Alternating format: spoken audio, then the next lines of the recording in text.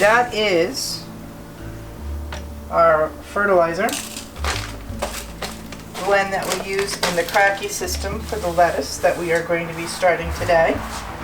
Calcium nitrate, master blend tomato and vegetable formula, and then we have Epsom salt. It is basically a water float hydroponic system that a gentleman, a doctor down in Hawaii had started. They have a lot of ground slugs and things in Hawaii, so he needed to have something that was raised off the ground, so that he made these raised water beds. I guess over the years people have been working with different blends of fertilizers to make it a standalone. So you basically put the fertilizer in, put the water in with the fertilizer, of course, put the bed on, start it, and then it's just a matter of letting it go. You don't have to touch it again. We'll have to check pH every once in a while. Fortunately, these got hacked by my chickens. And probably in 3 weeks, we'll go from half dead looking seedlings to nice heads of romaine lettuce.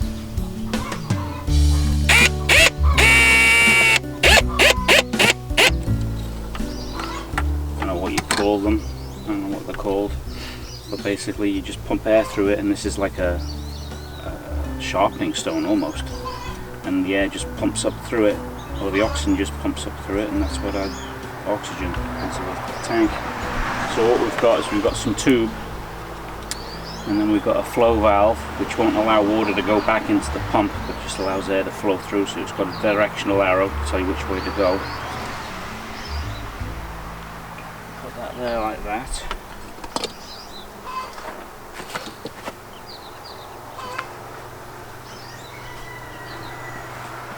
Add this to the pump.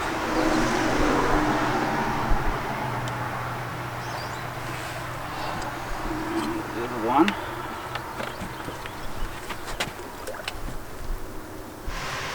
Just trying to get the hoses so they're not lying all over the ground. Then take the extension cord.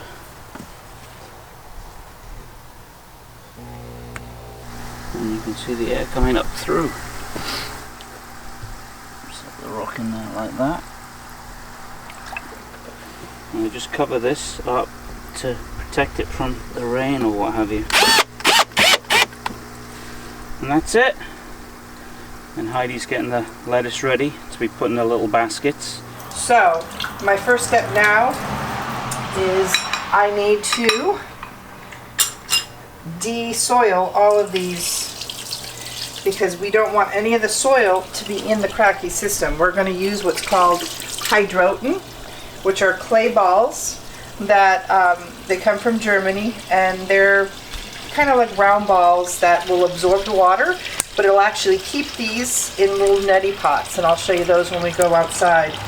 And that'll keep the plants kind of upright until they start to develop their root system, which grows into the water. They'll have beautiful, almost beards of roots, very thin white lines, because of course they're going to have everything they need. And then it's just a matter of letting them grow. Our biggest, I think, issue that we faced last year, besides the chickens and the earwigs, was the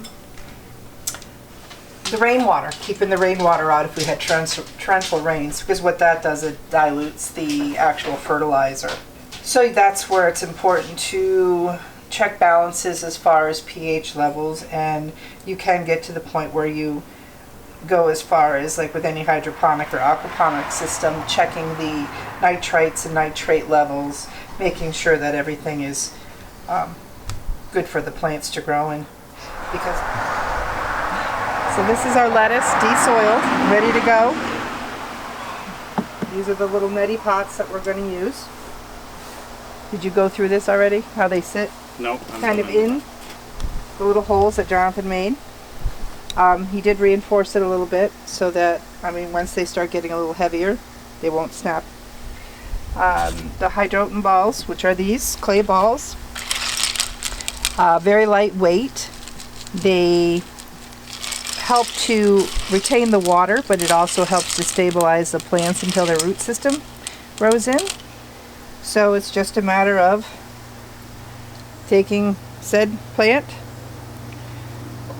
kind of feeding the root system through, if they have long roots, through the holes, kind of holding it, and just kind of putting the balls in until you have a good amount where the plant is stable. And then voila, into the hole it goes. That simple. Now before we do this, what we'll do is we will add the nutrients into the water, and it's just a matter of mixing and sprinkling it in, calcium nitrate and the Epsom salt. So that's what I measured out earlier, and then stirring it around until it dissolves. So what I try to do is I'll go ahead and just let this sit for a little bit. The aerators will also help to keep things moving, so hopefully they'll mix things along as well.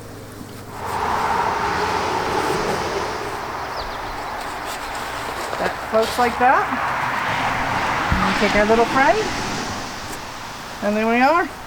One lettuce down, 15 more to go.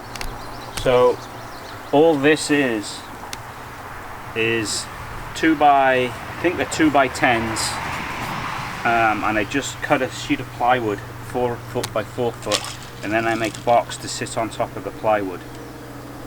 Then I take I think it's 6mm yeah. plastic, and then just line the box, fold it over, and I just built a frame over the top around. You have a carpet lining. Yep, just to hold the plastic in place.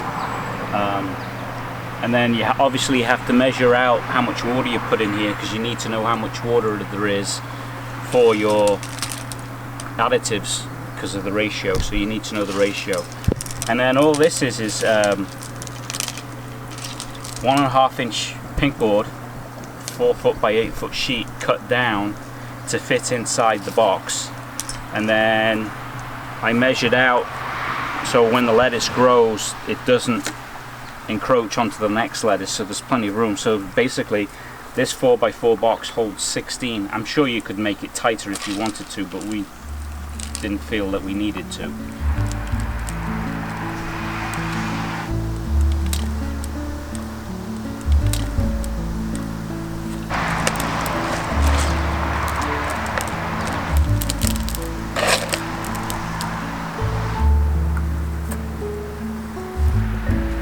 So I'd say by the week of July 30th, we'll probably be harvesting the lettuce.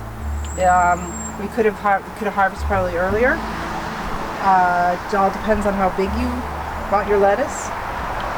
These will go to seed pretty quickly because it's in such optimum growth that it'll grow and it'll start to flower. Of course, then it's already gone by, so that's usually when I give them to the chickens, and that's it.